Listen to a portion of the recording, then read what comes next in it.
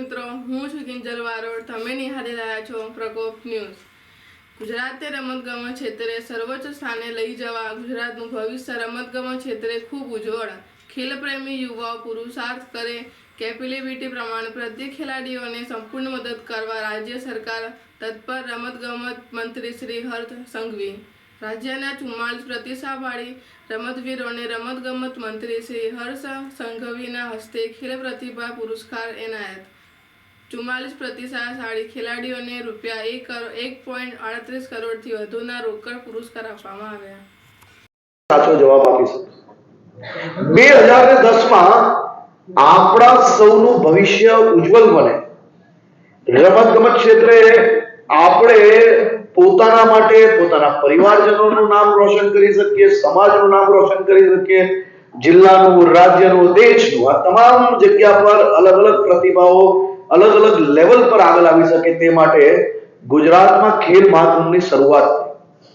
2010ની આ શરૂઆત ગુજરાતના નાના નાના ગામડાઓમાંથી એના થકી આપણે અલગ અલગ ખેલાડીઓ પ્રાપ્ત કર્યા અને એ ખેલાડીઓ જે પોતાના ગામમાં જે વિજેતા થયેલા એ આજે દેશ માટે મેડલો લાવતા થઈ ગયા. એનું માત્ર ને માત્ર કોઈ કારણ હોય તો ખેલ મહાકુંભ આપણું કારણ છે. ખેલ મહાકુંભ આ વર્ષે તમારા સૌના સહયોગથી 66 લાખ યુવાનોએ એમાં રજીસ્ટ્રેશન કર્યું.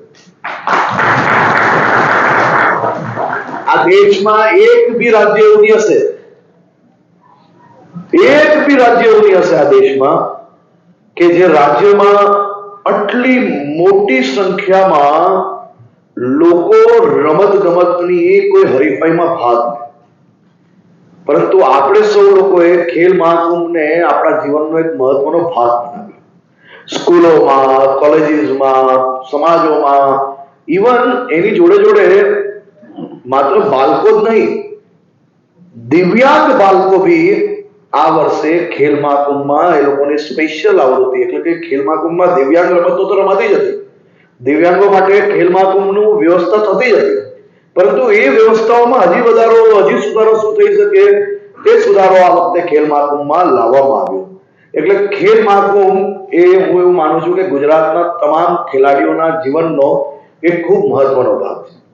હવે તમે બધા મોટા થઈ ગયા, હવે ખેલ મહાકુંભ કદાચ તમને નાની લાગશે, હવે જિલ્લા કક્ષાની રમતો તમને નાની લાગશે, પરંતુ મારી આપ સૌ યુવાનોને એટલી જ વિનંતી છે, તમે જે કોઈ રમતવીરો જે કોઈ લેવલ પર તમે મેડલ પ્રાપ્ત કર્યા હોય, તમે જે મેડલો પ્રાપ્ત કર્યા છે એનું એક મુખ્ય કારણ, મુખ્ય પ્લેટફોર્મ ખેલ મહાકુંભ જો રહ્યું હોય તો તમારે ભલે તમે ખેલ મહાકુંભમાં પાર્ટિસિપેટ ના થાઓ, તમે ભલે એમાં ભાગ ના લો, પરંતુ તમારા ગામમાં, તમારા તાલુકામાં, તમારા શહેરમાં જ્યાં કઈ ખેલ મહાકુંભનો ઉત્સવ ચાલતો હોય ત્યાં 2-5-10 મિનિટ બી જઈને તમે તમારા જીવનની અંદર કઈ રીતે ચાલુ કર્યું અને આજે કઈ રીતે સફળતા પ્રાપ્ત કરી એ જો તમે બીજા ખેલાડીઓને સમજાવશો તો જરૂરથી ગુજરાતને આવનારા ટાઈમમાં વધુ ખેલાડીઓ આપણે પ્રાપ્ત કરી શકશું. આમાંથી કેટલા લોકો એવા છે કે જે ઇન સ્કૂલ યોજનાની અંદર જેને ભાગ લીધો, ઇન સ્કૂલ DLSS, આ ઇન સ્કૂલ DLSS યોજનામાં કોઈ એક જણ ઊભું થઈને એમ કહી શકશે કે તમને શું લાભ મળતો હતો? કેટલા વર્ષ સુધી